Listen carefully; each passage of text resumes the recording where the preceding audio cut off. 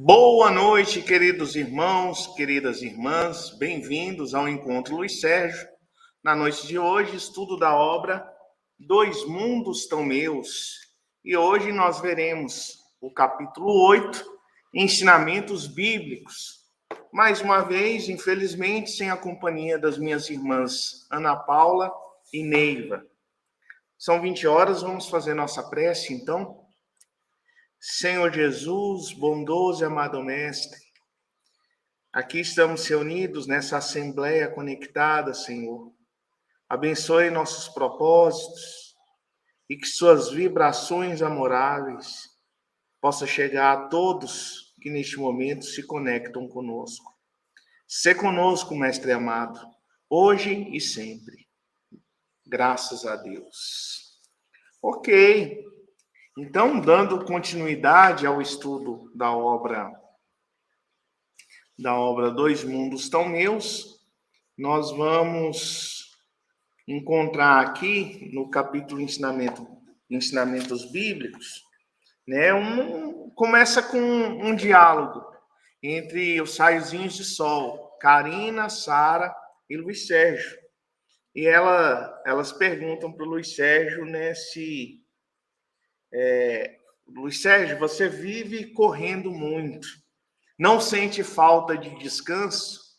Então, elas fazem essa indagação com o Luiz Sérgio. E ele fala assim, não, sinto-me feliz em ajudar o recém-desencarnado, acompanhá-lo na sua recuperação e depois auxiliá-lo a viver no plano espiritual. E ainda aproveita as aulas da Universidade de Maria. Então, lá no Livro dos Espíritos, tem uma questão que fala assim, qual o limite do trabalho? E aí os espíritos sabiamente respondem a Allan Kardec. O limite do trabalho é o limite das forças. Ou seja, enquanto você der conta, enquanto você aguentar trabalhar, trabalhe, né? Se esforce, se dedique ao esforço, claro que respeitando, né, os limites das suas forças, sejam elas forças físicas, espirituais, psíquicas. Enfim, enquanto você conseguir manter a sua sanidade mental, a sua saúde física, dedique-se ao trabalho. Aqui nós estamos falando do trabalho em benefício do próximo, não do trabalho remunerado.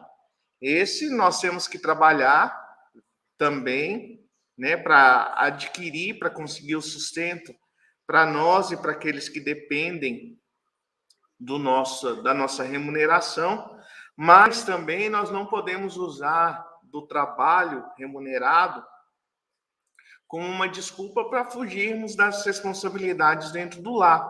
Responsabilidades no que diz respeito ao convívio familiar, à educação dos nossos filhos, enfim, o trabalho, a busca pelo sustento não pode ser uma fuga para o enfrentamento de outras situações. E aí, então, elas questionam, né, o Luiz Sérgio, porque começou uma onda da manifestação, da atribuição do nome do Luiz Sérgio a diversas partes do Brasil. Bom, como os espíritos bem orientam através das obras básicas codificadas por Allan Kardec, né, a assinatura de um espírito pouco importa. O que importa mesmo é o conteúdo da mensagem. Então, começaram a surgir inúmeras mensagens por todo o Brasil com a chancela do Luiz Sérgio. Elas perguntaram para o Luiz Sérgio se ele não ficava chateado com isso, dele estar sendo o mentor de um grupo de desenvolvimento mediúnico, mentor, né, enfim, de várias atividades. E aí ele fala, não, no momento eu estou empenhado no curso que eu estou fazendo, né, que é um curso para eu aprender, para eu buscar conhecimentos e compartilhar com as pessoas através dos livros. Então, esse é o foco que eu estou no momento. E aí elas insistem, mas você não fica triste? Ele fala, olha, eu posso responder pelas minhas atitudes, pelo que eu faço. E realmente não é uma coisa legal você ser atribuído a uma situação que você sequer faz parte dela. Então, pessoal, ao longo do aprendizado que nós temos, seja na obra do Luiz Sérgio, ou até na obra de outros espíritos que nos vêm relatar as experiências do plano espiritual, nós vemos que o mundo espiritual é muito organizado, que existem os departamentos onde você busca esses departamentos para buscar atribuições, para buscar trabalhos. E é de uma organização incrível, incrível, incrível, incrível. Então, nós não podemos simplesmente falar assim, agora, a partir de agora, eu vou fazer esse trabalho com o espírito de Bezerra de Menezes. Eu vou fazer esse trabalho agora com André Luiz, com Emmanuel, com Chico Xavier, com o Luiz Sérgio. Não, não é assim que funciona. Não é a gente determinar aqui e as coisas vão acontecer no plano espiritual. Pelo contrário, tem a determinação lá e quando somos obedientes e conseguimos captar, aí conseguimos executar aqui no plano dos desencarnados. De maneira, meus irmãos e minhas irmãs, que esses espíritos hoje, como o Dr. Bezerra, como Chico Xavier, e até mesmo como Luiz Sérgio, que muitas pessoas se reportam, eles acabam por se tornar falanges. Como assim, Alexandre? Um espírito vai se tornar uma falange? O espírito ele não consegue sequer tomar ciência das demandas que lhe chegam. Então, existe um grupo de espíritos, uma falange, né, que vai aceitar, fazer, recepcionar, atender em nome daquele espírito a quem nos reportamos. Mas isso não é uma falsidade ideológica espiritual de forma nenhuma. São equipes se organizando para melhor atender as demandas que são ofertadas. Então, nosso querido Luiz Sérgio, hoje, 49 anos após a sua desencarnação, 40 livros enviados do plano espiritual, ele tem as tarefas, as deliberações que ele recebeu daqueles que dirigem o seu serviço e não pode simplesmente atender aos pedidos, muitas vezes uma vontade meio caprichosa reportadas a ele. Por exemplo, meu culto no lar agora em 2022 está sendo dirigido pelo Luiz Sérgio. Eu pedi ao Senhor e ele determinou que o Luiz Sérgio fosse o mentor do meu culto no lar. Bom, não é assim. Nós podemos até homenagear esses espíritos, né? Querer direcionar para ele as nossas ternas gratidões em função de algum benefício recebido, mas nós não podemos determinar que eles assumam ou façam determinado trabalho como se eles já não tivessem as ocupações e como se eles já não obedecessem às determinações das entidades superiores que regem, que dirigem as suas tarefas. Então, eles pegam um comboio, que é um trem, que é um aeróbus, ele até faz o desenho desse comboio, é como se fosse um metrô, um trem de 6 vagões. Então, eles pegam esse comboio e vêm até a Terra, vêm à crosta terrestre para dar continuidade ao aprendizado. E aí eles vão até uma casa espírita, e aí aconteceu uma coisa muito interessante. Os espíritos, né, essa equipe, o Luiz Sérgio, a Karine e a Sara, chegando nessa casa espírita, eles são encaminhados para uma cabine onde eles recebem um passe. Olha só que interessante, os espíritos não são espíritos sofredores, recebem o passe e não só recebem um passe, como recebem esclarecimentos sobre como se portar no plano físico. E aí o Luiz Sérgio até pensa, poxa, quantas vezes eu já vim aqui no plano físico e tenho que passar por isso? E aí o espírito que estava ministrando as elucidações, ele fala, precisam sim. O plano físico está repleto de surpresas e nós devemos orar e vigiar para não cairmos em tentação. Meus irmãos, dá para a gente tirar um monte de conclusão sobre esse acontecimento, né?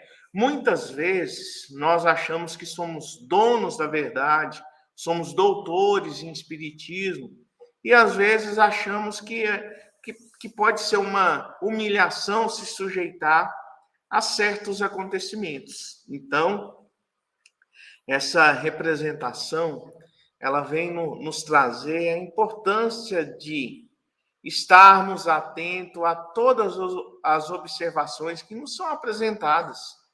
Não é o fato de você já ter uma certa experiência que esses alertas devem passar despercebidos. Por exemplo, todos nós, se formos recapitular, todos nós já devemos, né, ter lido o Evangelho segundo o Espiritismo algumas vezes. Porque todo dia ali você lê um pedacinho do Evangelho. Se for montar esses pedacinhos, de repente você lê o Evangelho segundo o Espiritismo algumas vezes. E não é o fato de você ter lido algumas vezes que você não precisa continuar lendo. Que você precisa buscar, continuar a busca por esse conhecimento.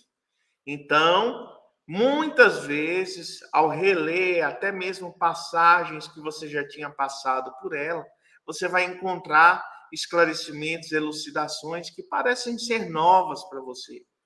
Então, todos os alertas, todos os esclarecimentos que possam ser repassados para nós, mesmo tendo adquirido alguma experiência ao longo do caminho, vamos calçar a sandália da humildade e receber aquilo ali, porque sempre, se não nos trouxer alguma novidade, vai nos trazer a lembrança de algo que é verdadeiramente importante para todos nós, né? Nossa memória ela é muito fraca, ela às vezes nós nos perdemos com a memória com coisas muito simples. Então esses alertas, essas lembranças são sempre bem-vindos. E aquele que se eleva será rebaixado, e aquele que se humilha será elevado. Então, às vezes a gente vai fazer um evento, vai fazer um encontro, e aí existe na chegada a recepção, existe o passe, existe os esclarecimentos que são dados, e às vezes a pessoa quer dar uma carteirada assim, a polícia quando chega em determinado lugar apresenta a carteira e tem um acesso livre àquele ambiente.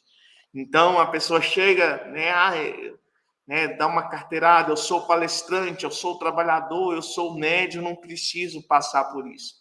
Precisa sim, é bom para todos nós e você está valorizando o trabalho daqueles que estão se esforçando para cumprir a tarefa deles também. Isso é igual, pessoal, nós já falamos de outras vezes, quando você está na rua, quando você está dirigindo seu carro e de repente vem alguém na sua janela te ofertar um panfleto, uma propaganda, às vezes até um jornalzinho. Então, não feche o vidro, não. Abra seu vidro, receba aquilo ali. Sabe por quê? Mesmo que aquela informação não seja interessante para você, mas você está ajudando uma pessoa que está trabalhando. Quando você estende sua mão para pegar o panfleto, você está contribuindo para que aquela pessoa que vai passar ali o dia entregando aqueles papéis esteja cumprindo o trabalho que ela acertou de cumprir para poder receber uma remuneração para levar para o seu lar. Então, isso aí significa também você ajudar as pessoas a cumprirem o papel que precisa ser cumprido. E aí ele fala que existia uma divisão lá nessa casa. Aqueles que iam visitar, rever parentes, né, se encontravam bem perturbados, nervosos e apreensivos. E os que iam buscar os parentes recém-desencarnados ou que ainda iriam desencarnar, pareciam tranquilos e seguros de si. Então, né, assim, ele coloca duas situações. O grupo que ali estava tinha duas equipes distintas. Uns que iriam recepcionar os seus entes queridos, ou seja, receber aqueles que concluíram a sua jornada terrena.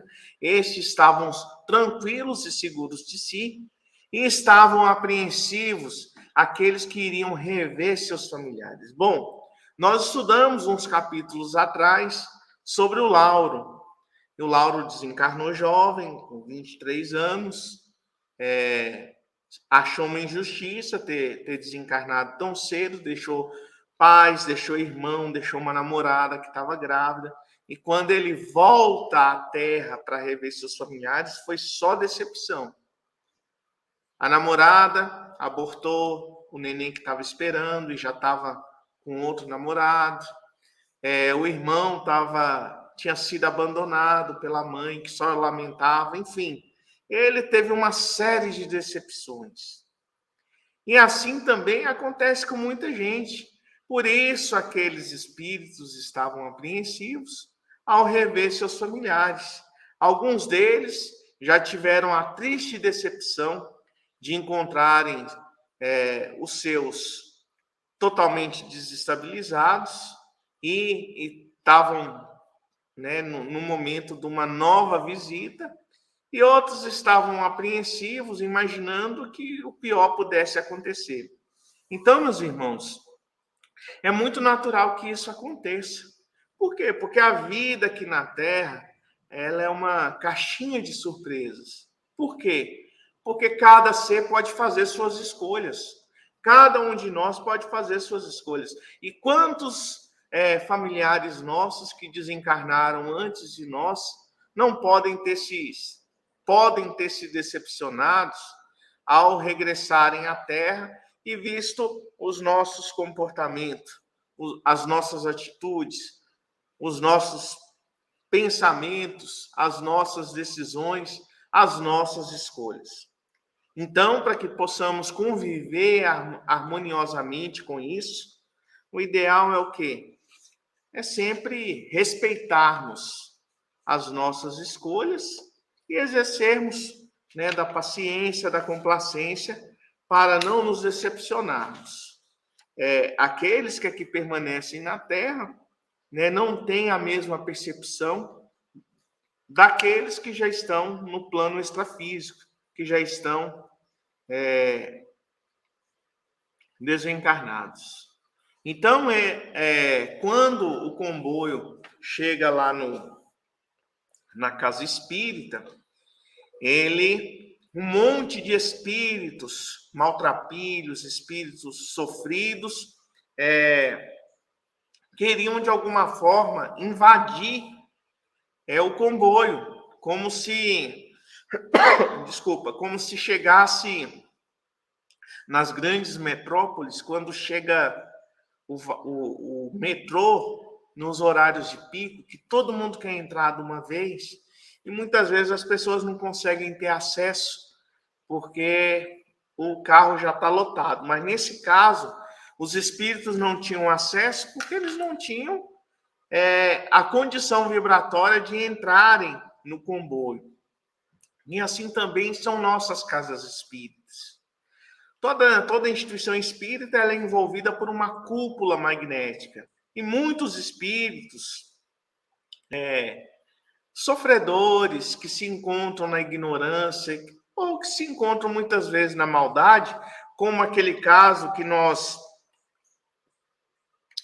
vimos lá no nosso lar, no capítulo do vampiro, né? Aquele espírito que queria entrar nos portões de nosso lar, se mostrando sofrido, se mostrando arrependido, e aí o instrutor pede para para que André Luiz fixe o olhar, né, no perispírito, e aí consegue perceber as dezenas de espíritos abortados por aquele espírito.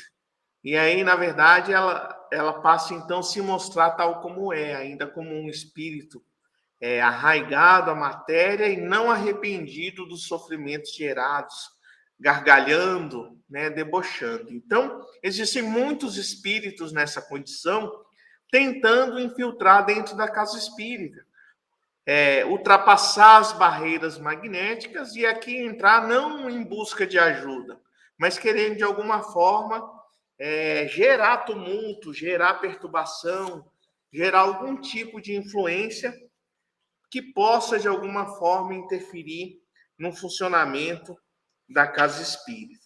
Então, é muito interessante essa abordagem que o Luiz Sérgio traz aqui nesse capítulo. E aí, então, pessoal, mostra essa casa espírita, eles iam prestar um socorro a um desencarne coletivo com pessoas vítimas de uma enchente, de um maremoto. Não explica aqui exatamente qual foi esse acontecimento, mas era relacionado à água. E muitas pessoas, não sei se a chuva teve um desmoronamento, ele não entra em detalhes, mas mostra que teve um desencarne coletivo. Muitas pessoas desencarnaram. E aí essa equipe da casa espírita, de espíritos, iria auxiliar nos grupos socorristas, inclusive intuindo os encarnados a poderem encontrar os corpos, as pessoas que ainda dava para ser resgatada. E aí a gente vê que mesmo nessas ocasiões, o mundo espiritual não deixa de agir. Quando nós vemos tragédias como as que acontecem periodicamente no nosso planeta, seja através de maremotos, terremotos, tsunami, enchentes, né, desmoronamento, ou até mesmo desastres aéreos, nós vemos que o mundo espiritual se movimenta para atender não só aos desencarnados, mas como também atender aos encarnados que trabalham para resgatar tanto os que ainda estão encarnados, quanto os que estão desencarnados. Nesse capítulo, especialmente, a gente vai ver os médios, a equipe mediúnica, doando fluidos para que os espíritos pudessem utilizar esses fluidos, manipular esses fluidos para auxiliar as equipes de buscas a encontrar os corpos e auxiliando, inclusive, no processo de desligamento do espírito do corpo. Às vezes, o corpo já tinha rompido os laços com o espírito, mas mentalmente aquele espírito não queria abandonar o corpo, se mantinha ligado àquele corpo, e aí precisava da intervenção dos técnicos espirituais para que o desencarne pudesse ser completo. Então, até mesmo nessas ocasiões, nós damos trabalho aí para a equipe espiritual poder nos ajudar nesses processos. E aí ele relata um caso específico de uma criança, de um jovem, né, que o corpo estava inerte, embaraçado nos cipós, né, mas o espírito queria ficar ligado àquele corpo.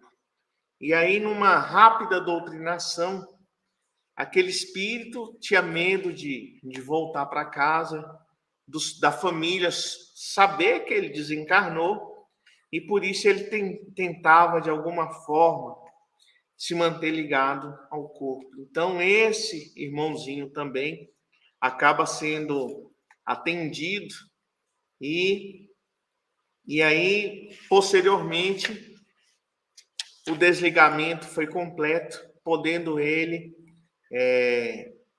seguir a sua trajetória agora enquanto espírito imortal. E aí, então,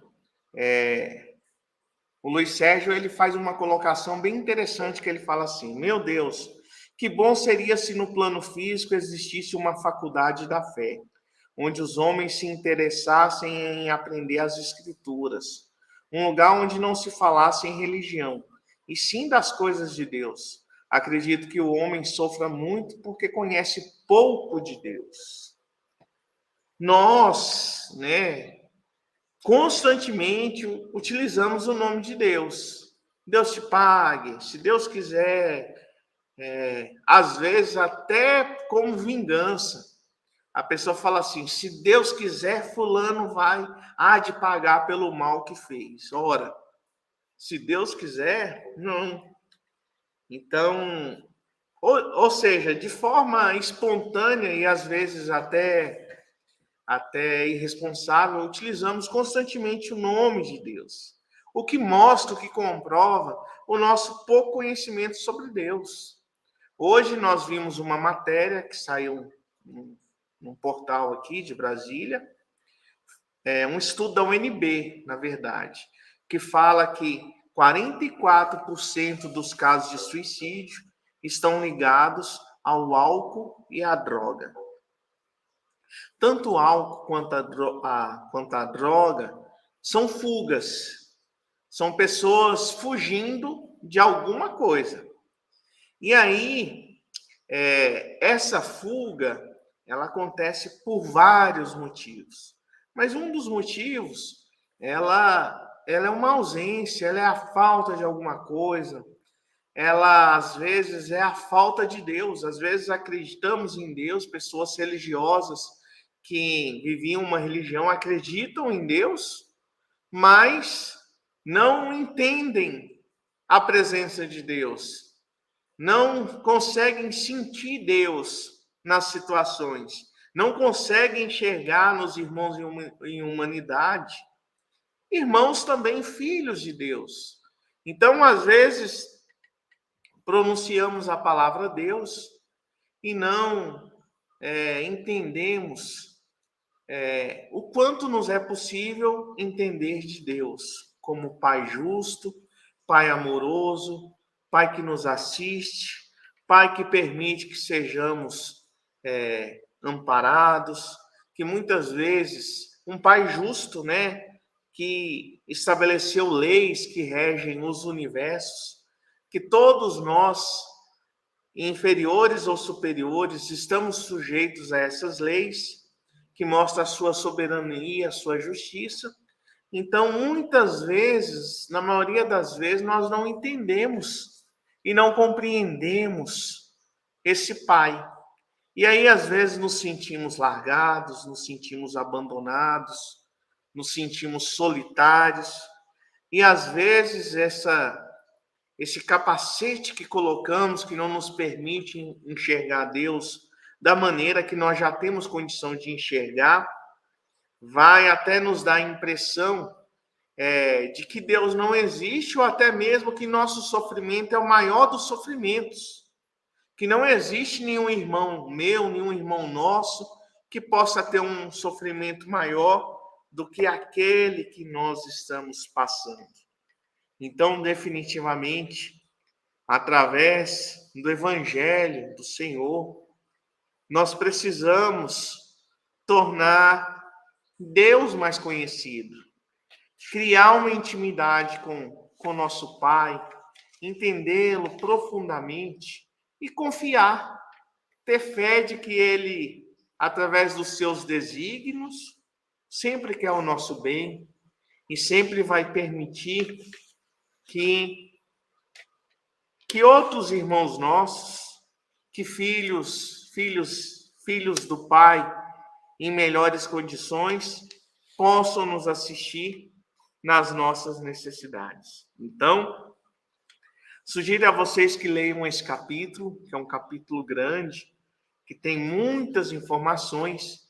Ele termina o capítulo falando o quanto um grupo de médiuns bem educado, bem disciplinado é importante. Ele vai trazer o caso de um desencarne onde o espírito que desencarnou tão preso à matéria, querendo fazer seu corpo voltar à vida, chegou a ficar dentro da cova com o seu corpo físico. E aí precisa desse grupo mediúnico para fazer o processo de trazer de volta, trazer à superfície esse espírito que lá estava alojado dentro da sua cova. Mas sugiro que vocês leiam, porque tem informações bem importantes nesse capítulo. Ok, meus irmãos, minhas irmãs, chegou a nossa hora. Agradecemos a companhia de todos e vamos fazer nossa prece final. Senhor Jesus, bondoso e amado Mestre, agradecidos estamos, Senhor, por mais esse encontro. Que todos que aqui estão conosco sejam envolvidos, Senhor, por suas vibrações, trazendo a cada um o que necessita para bem viver a sua experiência terrena. Sê conosco, Senhor, hoje e sempre, graças a Deus. Ok, meus irmãos, minhas irmãs, tenham todos uma excelente semana, um bom resto de semana. Nos veremos aí nas próximas lives. Tenham todos uma excelente noite, um grande abraço e muita paz.